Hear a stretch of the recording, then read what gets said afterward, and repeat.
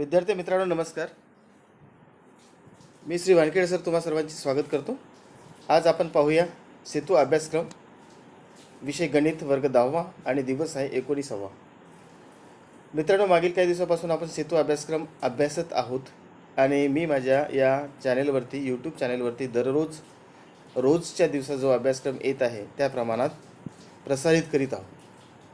मित्रांनो, बघूया आजच्या या दिवसाचा अभ्यासक्रम कोणता आहे. तो घटक आहे त्रिकोण, उपघटक आहे 30 अंश, 60 अंश आणि 90 अंश व 45 अंश, 45 अंश आणि 90 अंश त्रिकोणाचे गुणधर्म.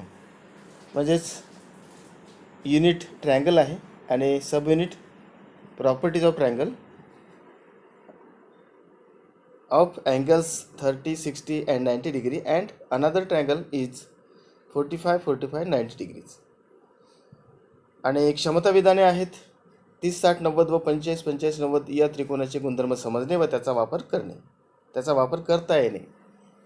हे जे त्रिकोणाचे गुणधर्म आहेत, या त्रिकोणाच्या गुणधर्मांचा वापर इतर उदाहरणं सोडवताना करता येणे, ही आजच्या अभ्यासक्रमाची क्षमता विधाने आहेत.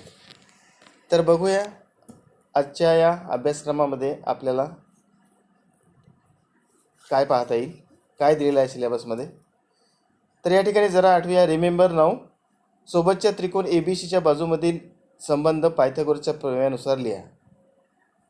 सोबत या ठिकाणी जो त्रिकोण दिलेला आहे ABC, हा जो त्रिकोण आहे या त्रिकोणाच्या बाजूमधील संबंध पायथागोरसच्या प्रमेयानुसार लिहा. म्हणजेच काय, पायथागोरसच्या प्रमेयामध्ये आपल्याला माहीत आहे, काटकोन त्रिकोणात पायथागोरसच्या प्रमेयानुसार कर्णाचा वर्ग हा उरलेल्या दोन बाजूंच्या वर्गांच्या बेरजे इतका असतो. म्हणजेच AC वर्ग बरोबर AB वर्ग अधिक BC वर्ग हा या त्रिकोण ABCच्या बाजूमधील संबंध आहे. कोणत्या प्रमेयानुसार? पायथागोरसच्या प्रमेयानुसार. त्याच्यानंतर नंबर 2, चौरसाची आकृती काढून त्यामध्ये कर्ण दाखवा. आता चौरसामध्ये दिसणाऱ्या कोणत्याही एका त्रिकोणातील कोणांची मापे मोजा व लिहा. हे सुद्धा आपल्याला एका कागदावर करून मापे मोजता येतील. 3 नंबर आहे, समभुज त्रिकोणात शिरोलंबामुळे होणाऱ्या त्रिकोणातील कोणांची मापे किती असतात. समभुज त्रिकोणात शिरोलंबामुळे, शिरोलंब कशाला म्हणतो आपण? त्रिकोणाच्या शिरोबिंदूपासून त्याच्या समोरच्या बाजूवर काढलेला लंब म्हणजे शिरोलंब. शिरोलंबामुळे होणाऱ्या त्रिकोणातील कोणांची मापे किती असतात हे आपल्याला मोजायचं आहे आणि लिहायचं आहे. त्यानंतर आहे महत्त्वाचे मुद्दे, इम्पॉर्टंट पॉईंट्स. तर या ठिकाणी आपण 30, 60, 90 त्रिकोणाचे प्रमेय पाहणार आहोत. अतिशय महत्त्वाचा हा प्रमेय आहे मित्रांनो. तर बघा, जर त्रिकोणाचे कोण 30 अंश, 60 अंश व 90 अंश असतील तर 30 अंश कोणासमोरील बाजू ही कर्णाच्या निम्मे असते, म्हणजेच कर्ण भागिले 2 असते. आणि 60 अंश कोणासमोरील बाजू ही कर्णाच्या वर्गमुळात 3/2 पट असते, म्हणजेच वर्गमुळात 3/2 गुणिला कर्ण असते. हा प्रमेय आहे. प्रमेय पुन्हा एकदा नीट ऐका, समजून घ्या. जर त्रिकोणाच्या कोणांची मापे 30 अंश, 60 अंश व 90 अंश असतील तर 30 अंश कोणासमोरची जी बाजू असते त्या बाजूची लांबी ही कर्णाच्या निम्मे असते. आलं लक्षात? आता या ठिकाणी त्रिकोण ABC मध्ये पहा, C हा जो कोण आहे त्या कोणाचं माप आहे 30 अंश या ठिकाणी. तर 30 अंश कोणासमोरची बाजू कोणती आहे? मग AB आहे. तर या ABची लांबी किती असायला पाहिजे? मग वर्गमुळात कर्णाच्या निम्मे, म्हणजेच AB बरोबर 1/2 गुणिला कर्णाची बाजू कोणती या ठिकाणी? AC आहे. म्हणून या ठिकाणी आपण असं लिहू शकतो, AB बरोबर 1/2 गुणिला AC. आणि दुसरं जो उपप्रमेय आहे याच्यामधला तो आहे 60 अंश कोणासमोरची बाजू ही वर्गमुळात 3/2 गुणिला कर्ण असते. म्हणजे आता या त्रिकोण ABCचं निरीक्षण करा. निरीक्षण केल्याच्या नंतर तुम्हाला असं लक्षात येईल की 60 अंश कोणासमोरची बाजू कोणती आहे? BC आहे.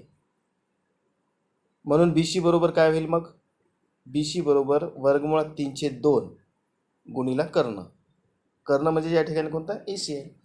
तर अशा प्रकारे आपण हा 30, 60, 90 90चा जो प्रमेय आहे तो या ठिकाणी बघितलेला आहे. पुन्हा एकदा लक्षात घ्या, 30 अंश कोणासमोरची बाजू जी असते ती कर्णाच्या निमपट असते आणि 60 अंश कोणासमोरची जी बाजू असते ती कर्णाच्या वर्गमुळात 3/2 पट असते. हे झाले महत्त्वाचे मुद्दे. त्या ठिकाणी आणखी आपण हा मुद्दा इंग्लिशमध्ये जे सेमीचे विद्यार्थी आहेत त्यांच्यासाठी पटवून सांगूया. Theorem of 30, 60 and 90 degree. We know that if the measure of angle of triangles are 30, 60, 90 degree, then side opposite to 30 angle is half of hypotenuse. म्हणजे कर्णाच्या निम्मे half of hypotenuse. Which side? The side opposite to 30 degree. And side opposite to 60 degree angle is √3/2 of hypotenuse. म्हणजे बघा, we know that if measures of angle of a triangles are 30, 60 and 90 degree, then side opposite to 30 degree is half of hypotenuse. म्हणजे कर्णाच्या निम्मे half of hypotenuse. Here hypotenuse is AC. Therefore AB equal to half of AC. Then another side opposite to 60 degree angle is √3/2 of hypotenuse. Means here BC is the side which is opposite to 60 degree. Then BC equal to √3/2 into AC. In the figure, triangle ABC is right angle triangle. Angle C equal to 30 degree, angle A equal to 60 degree, and already angle B is equal to 90 degree. Therefore AB equal to half of AC and BC equal to √3/2 into AC. AC is the hypotenuse. त्यानंतर दुसरा प्रमेय आहे 45 अंश, 45 अंश आणि 90 अंश त्रिकोणाचे प्रमेय. जर त्रिकोणाचे कोन 45 अंश, 45 अंश व 90 असतील तर काटकोन करणारी प्रत्येक बाजू ही कर्ण छेद वर्गमुळात 2 असते. म्हणजे काटकोन करणारी प्रत्येक बाजूची लांबी ही वर्गमुळात कर्णाच्या वर्गमुळात 2 पट असते. कर्णाच्या वर्गमुळात 2 पट असते. म्हणजेच कर्ण भागिले वर्गमुळात 2 असते. 45 अंश कोणासमोरची बाजू बरोबर 1/2 गुणिला कर्ण. 1/2 गुणिला कर्ण. तर या ठिकाणी बघा, त्रिकोण ABC आहे आणि या ABC त्रिकोणांमध्ये दोन कोनांची मापे 45 अंश आहेत. कोन A बरोबर 45, त्याचप्रमाणे कोन C बरोबर सुद्धा 45 अंश आणि राहिलेला जो कोन आहे कोन B तो काटकोन आहे, म्हणजेच 90 अंशाचा आहे. म्हणून या ठिकाणी काटकोन करणारी प्रत्येक बाजू म्हणजे या ठिकाणी दोन बाजू AB आणि BC बरोबर वर्गमुळात 1/2 गुणिला कर्ण असते. काटकोन करणारी प्रत्येक बाजू किती असते? कर्ण भागिले वर्गमुळात 2 असं म्हणलं तरी काही वावगं नाही ठरत. म्हणून 45 अंश कोणासमोरची बाजू बरोबर 1/2 गुणिला कर्ण. अशा प्रकारे या ठिकाणी म्हणून AB बरोबर BC बरोबर 1/2 गुणिला AC. AC is the हायपोटेन्यूस. हेच आपण सेमीच्या विद्यार्थ्यांसाठी सांगूया. Trigonometric ratio of 45 degree angles. In right angle triangle ABC, angle B equal to 90 degree, angle A 45, angle C also 45. Therefore, this is an isosceles triangle. Suppose AB equal to A, BC equal to A. Using Pythagoras theorem, let us we find the length of AC. AC square equal to AB square plus BC square. Therefore, AC square equal to A square plus A square. Therefore, AC square equal to twice A square. Therefore, AC equal to √2 into A. Therefore, A equal to 1/√2 into AC. या ठिकाणी angle B equal to 90 degree and angle A and C equal to 45 degree. Therefore, this angle is an isosceles triangle.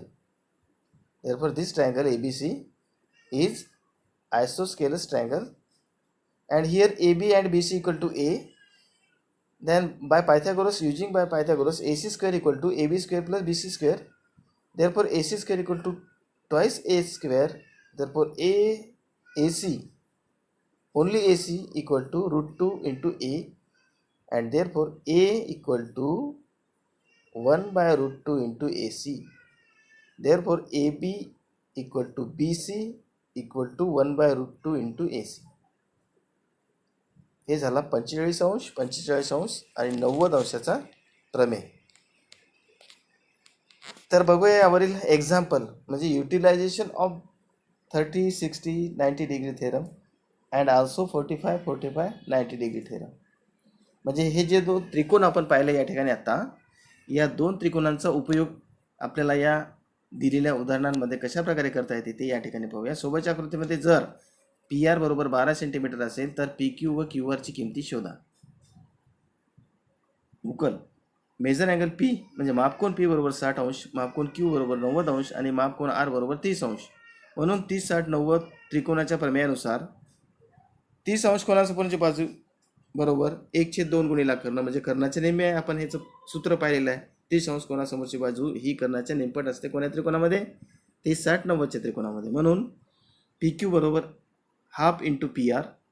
Half into PR ची लांबी किती आहे? PR 12 semi आहे, म्हणजे 12 semi आपण ठेवून देऊ या ठिकाणी.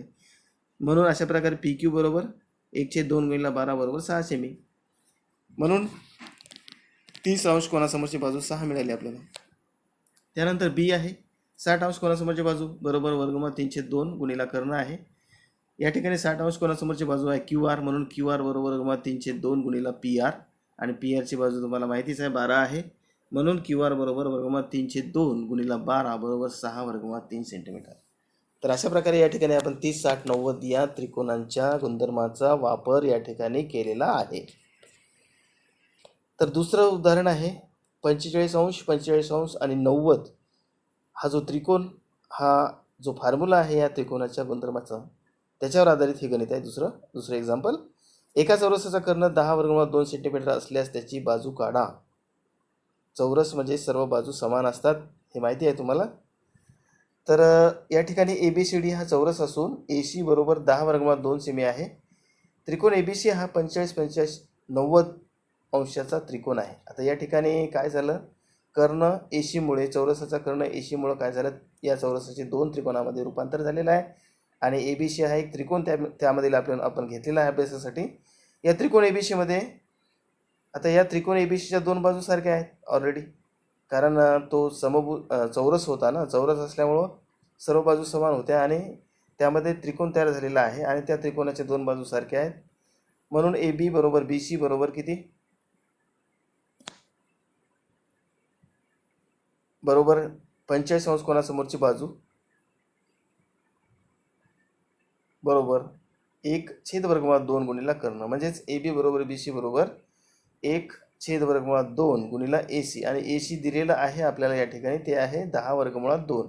म्हणून आपण AC ची किंमत टाकलेली आहे 10 वर्गमूळ 2. म्हणून अशा प्रकारे आपल्याला चौरसाची बाजू मिळाली 10 सेंटीमीटर. त्यानंतर आपण पाहूया खालील बहुपर्यायी प्रश्नांच्या दिलेल्या उत्तरांपैकी अचूक पर्याय निवडा. स्वाध्याय आहे मित्रांनो. तर या स्वाध्यायामध्ये आपल्याला 2 गणित आहेत MCQचे, म्हणजेच बहुपर्यायी प्रश्न आहेत.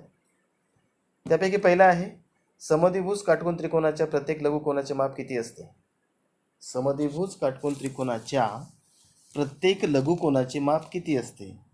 आता समद्विभुज काटकोन त्रिकोण म्हणलेला आहे.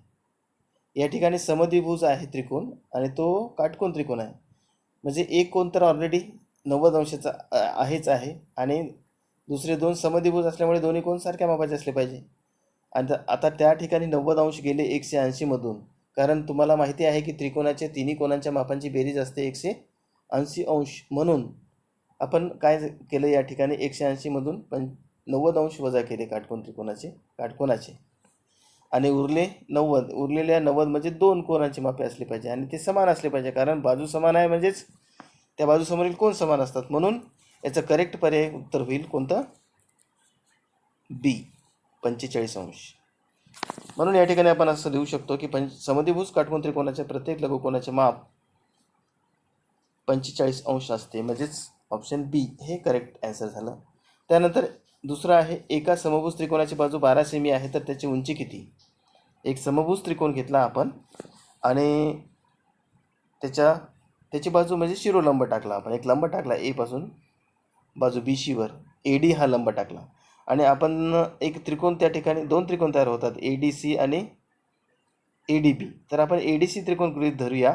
आता तसं जर गृहीत धरलं आपण तर त्या ठिकाणी काय होईल मग, काटकोन त्रिकोण घेतला आपण आणि या काटकोन त्रिकोणामध्ये कर्णाच्या बाजूबरोबर उरलेल्या दोन बाजूच्या वर्गाची बेरीज दाखवली तर आपल्याला काय मिळते मग या ठिकाणी?